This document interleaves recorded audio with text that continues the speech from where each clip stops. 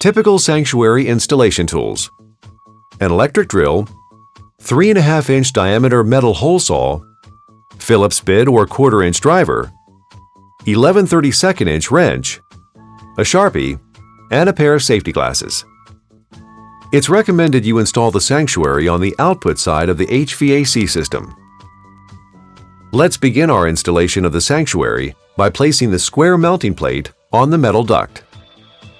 Using the marker, outline the mounting hole. Carefully cut out the mounting hole using the 3.5-inch hole saw. Remove the mounting plate adhesive backing, and while centering it over the hole just cut, press it in place. Secure it in place with 8 sheet metal screws supplied with the sanctuary. Next, orient the cell in the direction of the airflow. Then place the sanctuary over the 4 mounting posts.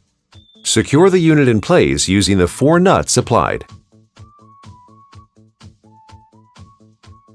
After hand tightening, use the wrench to fully tighten. Plug the power connector to the side of the unit.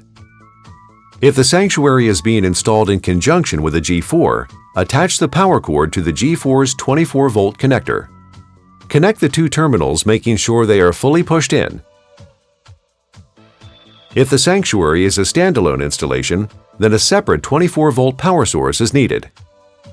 2 common types are a hardwired 120-volt to 24-volt transformer or a receptacle-mounted AC to DC transformer.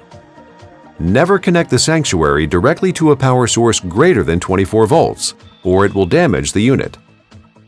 The sanctuary installation is now complete.